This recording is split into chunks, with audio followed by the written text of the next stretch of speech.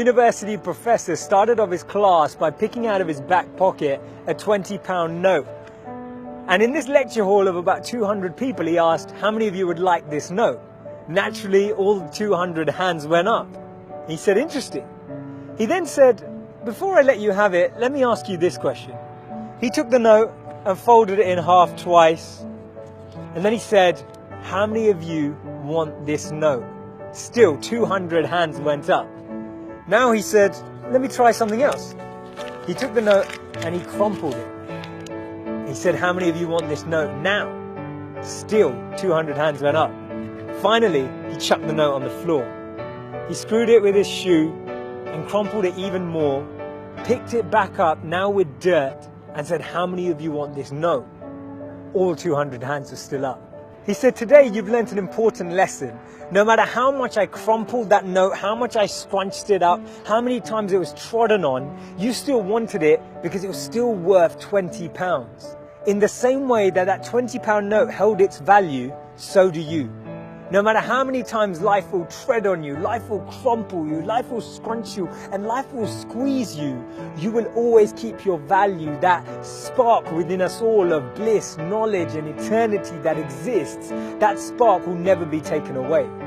Our value is not created by the price of our clothes or our bank balance or the job title that we have. See, we should be building life and not just building our CVs. In the middle of 2009, he was the software engineer that no one wanted to hire. He had 12 years of experience at Yahoo, but he was rejected by Facebook and then rejected by Twitter.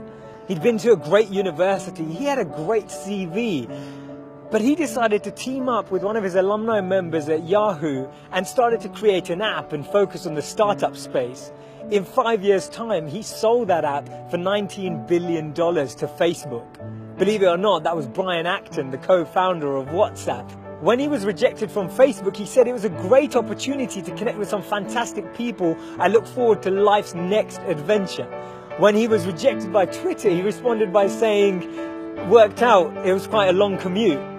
It's so interesting to see that someone rejected from two of the top internet companies actually responded with humor and actually responded with positivity. This lady was diagnosed with clinical depression. Her marriage had failed and she was jobless with a dependent child. She was on a 4-hour delayed train journey from Manchester to London when she came up with this idea, and she started to write this book about this wizard. And as she started writing, she then finished her manuscript, took it to 12 publishers and was rejected by all 12.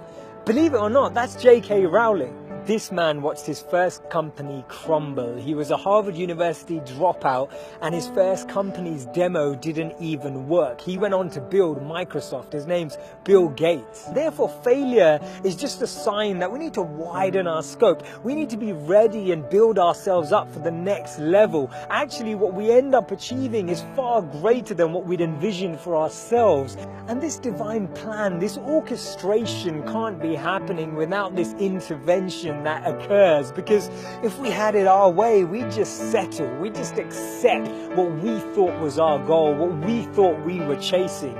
But actually, I've noticed that when you don't get that, later down the line, you look back and you reflect and realize that what you've gained is so much greater. Failures are only failures when we don't learn from them, because when we learn from them, they become lessons, and we actually extrapolate all of these teachings and actually get more insight into how we can improve the way we work and how we can actually drive with a different energy.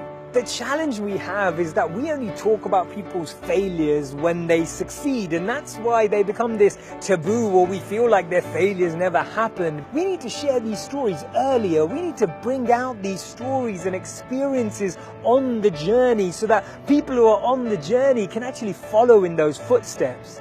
And that's why Steve Jobs said you can't connect the dots moving forward. You only can when you're looking backwards.